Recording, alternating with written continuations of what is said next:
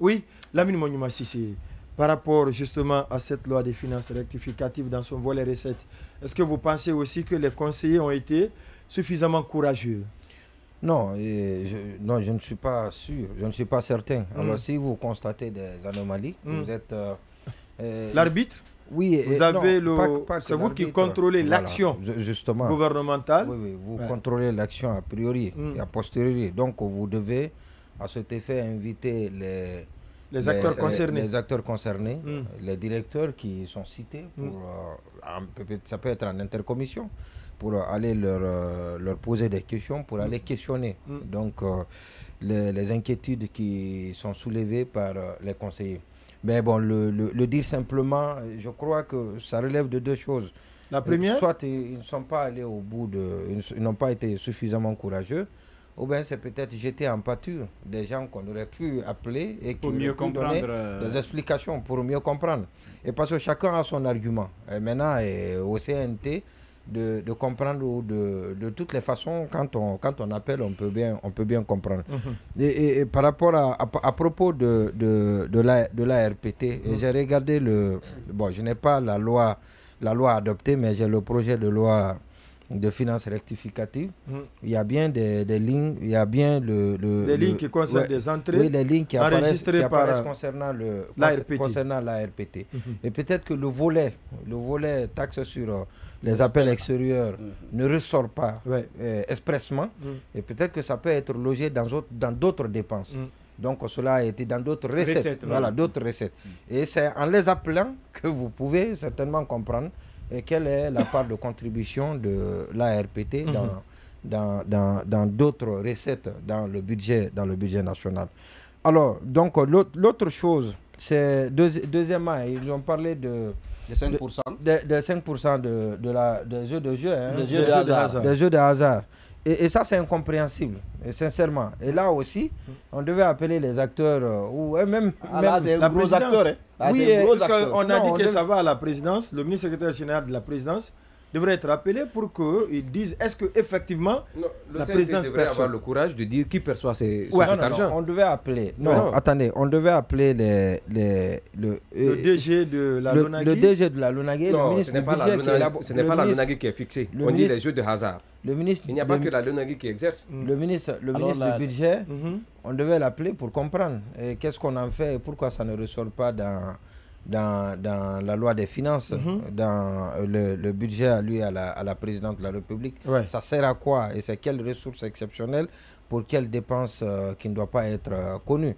Et donc tout ça devait être... Malheureusement, c'est vrai, il y a assez de zones d'ombre dans ces remarques qui ont été faites par le CNT, qui a accablé la gouvernance, bien sûr, il faut le reconnaître. C'est la gouvernance qui a été accablée.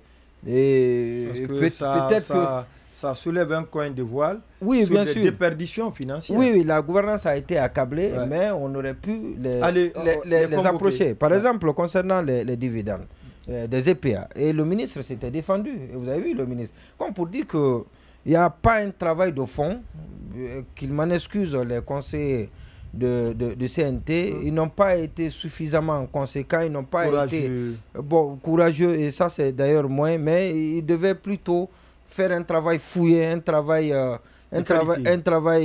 insoupçonné, un travail de qualité. Et chaque fois qu'ils ont des doutes sur une poste de recette ou bien sur une recette ou sur une action, appeler le responsable de la structure pour l'interroger. Concernant les dividendes, le ministre des Finances a fait son exposé. Et ce qu'il a dit, c'est totalement en contradiction avec... l'alerte qui a été lancée par les conseillers dans leur rapport. Et parce que cette alerte-là voudrait dire que rien n'est fait et que c'est alarmant. C'est vrai que le problème a été posé depuis très longtemps, on en parlait ici. L'autre fois, c'est par rapport aux recettes des entreprises publiques, les recettes générées par les entreprises publiques. Parce qu'il y a des entreprises publiques qui génèrent des recettes. Et donc, ces recettes sont gérées suivant des arrêtés conjoint signé par les ministres. Ailleurs, qu'est-ce qui se passe? C'est que ces recettes qui sont générées sont d'abord logées, sont tous logées dans le compte unique du Trésor. Et c'est à partir du Trésor où le dispatching est fait. Et ça permet au Trésor d'être très liquide et de pouvoir lever des fonds qui semblent être parfois un peu difficiles.